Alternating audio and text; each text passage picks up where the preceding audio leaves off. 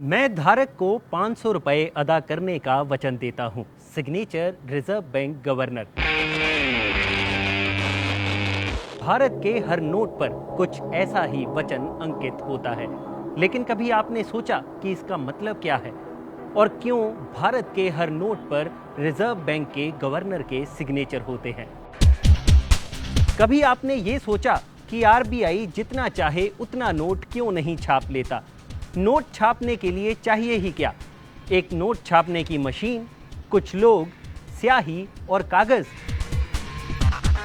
आपके मन में एक सवाल तो जरूर आता होगा कि आरबीआई के पास कितना सोने का अंबार है। आप में से अक्सर कई लोग ये खबरें भी पढ़ते रहे होंगे कि आरबीआई ने इतने हजारों करोड़ रुपया भारत सरकार को दिया। लेकिन कभी आपने ये जानने की कोशिश की कि आरबीआई को इतने हजारों करोड़ों की इनकम आखिर होती कहां से है? नमस्कार, मैं हूं भूपेंद्र सोनी और आज मैं किस्सा आज तक पर आपको सुनाऊंगा किस्सा भारतीय रिजर्व बैंक का।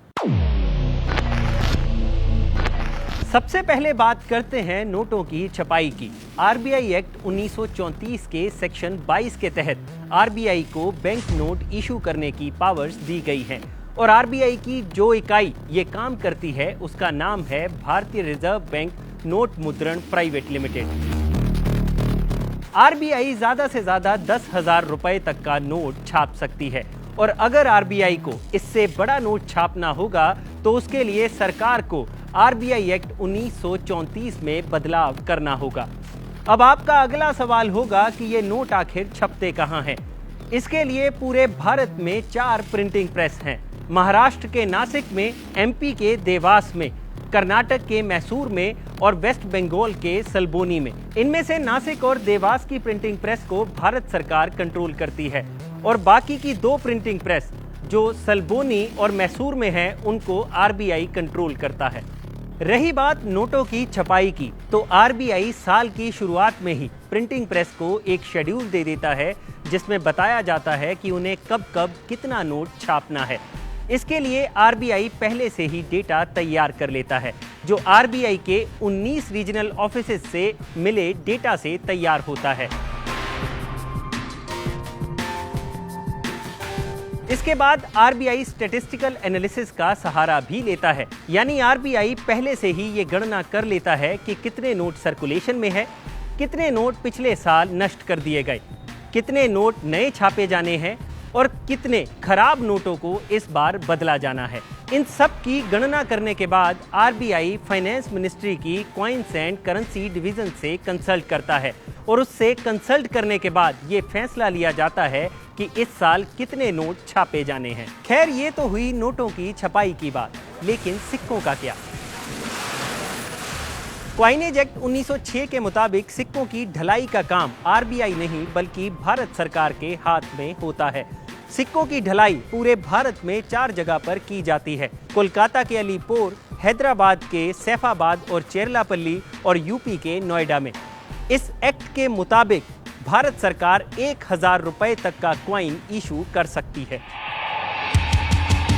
अब अगला अहम सवाल ये है कि अगर आरबीआई और सरकार के पास ये अधिकार है कि वो जितना चाहे उतना नोट छाप सकते हैं, तो क्यों नहीं आरबीआई उतना नोट छाप लेता जितने की उसे जरूरत है? इसके लिए आपको एक बात समझनी होगी कि जो नोट आपके हाथ में है वो महज एक कागज का टुकड़ा है, लेकिन जैसे ही आरबीआई गवर्नर उस पर सिग्नेचर कर देता है, उस कागज के टुकड़े की वैल्यू क्रिएट हो जाती है और इसके साथ ही वो कागज का टुकड़ा आरबीआई के लिए लायबिलिटी बन जाता है। लेकिन सोचने वाली बात यह है कि आरबीआई के पास ऐसा क्या है जिसके बदले में आरबीआई गवर्नर नोट पर प्रॉमिस करता है? तो इसका जवाब है कीमती धातु सोना और भारतीय रिजर्व बैंक का फॉरेन रिजर्व। यानी आरबीआई के पास जितना सोना और जितना फॉरेन रिजर्व है उतने के ही नोट आरबीआई इशू कर सकता है और अगर आरबीआई ने इससे ज्यादा करेंसी इशू की तो आरबीआई की करेंसी की वैल्यू गिर जाएगी। यानी आरबीआई की करेंसी को अगर एसेट से बैक ना किया गया तो भारत की करेंसी का हाल भी वेनेजुएला की करेंसी जैसा ही हो जाएगा। वेनेजुएला में 1 लाख रुपए तक के करेंसी नोट हैं, लेकिन उनकी वैल्यू कोड़ियों के भाव है। यही कारण है कि करेंसी की इंटरनल वैल्यू को मेंटेन करने के लिए आरबीआई और सरकार को संतुलन बनाकर चलना होता है। लेकिन क्या आप जानते हैं कि भारतीय करेंसी में एक नोट ऐसा भी है जिस पर भारतीय रिजर्व बैंक के गवर्नर के सिग्नेचर नहीं होते और ना ही उस पर लिखा होता है रिजर्व बैंक ऑफ इंडिया। चौंक गए ना? हम बात कर रहे हैं भारत के 1 रुपए के नोट की, जिस पर आरबीआई की जगह लिखा होता है गवर्नमेंट ऑफ इंडिया, क्योंकि इस नोट को छापने का अधिकार आरबीआई नहीं भारत सरकार के हाथ में होता है। इस नोट पर वित्त सचिव यानी फाइनेंस सेक्रेटरी के सिग्नेचर होते हैं। और एक फैक्ट जो आपको नहीं पता होगा वो ये है कि 1 रुपए का नोट अकेला ऐसा कागज का नोट है जिसे लाइबिलिटी नहीं बल्कि एसेट समझा जाता है, क्योंकि इसे 1 रुपए का सिक्का ही माना जाता है। यही कारण है कि इस नोट पर प्रॉमिस नहीं किया जाता। पहले हमने गोल्ड की बात की थी कि कैसे रुपया छापने के लिए गोल्ड एक महत्वपूर्ण भूमिका निभाता है। तो चलिए लगे हाथ ये भी जान लेते हैं कि भारतीय रिजर्व बैंक के पास कितना सोना है। वर्ल्ड गोल्ड काउंसिल के जारी किए गए डेटा के मुताबिक गोल्ड रिजर्व के मामले में भारत दुनिया भर के सभी देशों की लिस्ट में 10वें नंबर पर आता है। भारत के पास 612.6 टन गोल्ड है, यानी 6,12,000 किलो सोना। आरबीआई ने साल 2019 में 52.3 टन सोना खरीदा था, जिसके बाद ही भारत गोल्ड रिजर्व के मामले में 11वें नंबर से बढ़कर 10वें नंबर पर पहुंच गया है। लेटेस्ट डेटा की बात करें तो आरबीआई के पास टोटल फॉरेन एक्सचेंज का 6.1% हिस्सा गोल्ड होल्डिंग में है। आरबीआई अपने इस गोल्ड को भारत ही नहीं विदेशों में भी सुरक्षित रखता है। भारत की बात की जाए तो आरबीआई की नागपुर ब्रांच खजाने का काम करती है, क्योंकि आरबीआई का ज्यादातर खजाना इसी ब्रांच में रखा गया है। और अगर विदेशों की बात की जाए तो आरबीआई का कुछ गोल्ड बैंक ऑफ इंग्लैंड में भी पड़ा है। विदेशों में गोल्ड रखने की बात सुनकर ज्यादातर लोग ये भी सोच लेते हैं कि कहीं आरबीआई ने अपना सोना गिरवी तो नहीं रख दिया है, लेकिन ऐसा बिल्कुल नहीं है। ज्यादातर रिजर्व बैंक ये प्रैक्टिस आमतौर पर अपनाते रहते हैं, क्योंकि इससे उनका गोल्ड रिजर्व सुरक्षित रहता है। अब इंटरनेशनल मॉनेटरी फंड यानी आईएमएफ को ही ले लीजिए, जिससे दुनिया भर के सभी रिजर्व बैंक सोना खरीदते हैं। इस आईएमएफ का भी कुछ सोना भारत में रिजर्व बैंक में सुरक्षित रखा गया है। तो अब तक हमने बात की कि कैसे आरबीआई रुपए की वैल्यू क्रिएट करने के लिए उतना नोट ही छापता है जितना कि उसके पास एसेट है। लेकिन रुपए की वैल्यू क्रिएट करने के साथ साथ आरबीआई को रुपए की वैल्यू को मेंटेन भी करना होता है, जिसके लिए सबसे बड़ी बाधक होती है महंगाई यानी इन्फ्लेशन। इसलिए इन्फ्लेशन को कंट्रोल करने में भी आरबीआई एक बड़ी भूमिका निभाता है। अब आरबीआई ये सब करता कैसे है?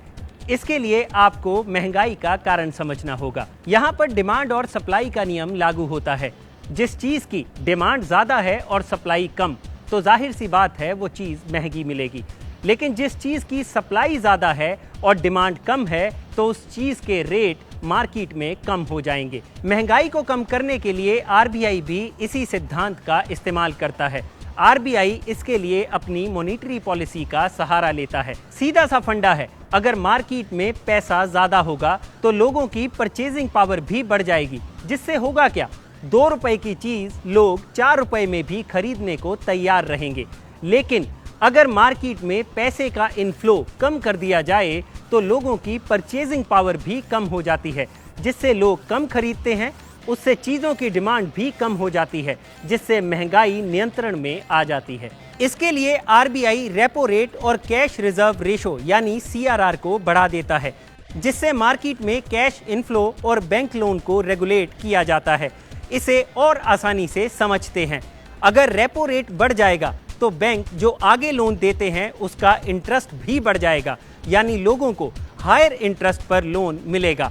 और वहीं अगर कैश रिजर्व रेशो बढ़ जाएगी तो बैंकों को आरबीआई के पास ज्यादा पैसा रखना होगा, यानी बैंकों के पास कैश की कमी हो जाएगी, जिसके चलते अगर बैंकों के पास पैसा कम होगा तो वो आगे भी पैसा कम ही दे पाएंगे, जिसका असर होगा कि मार्केट में पैसे का इनफ्लो कम हो जाएगा।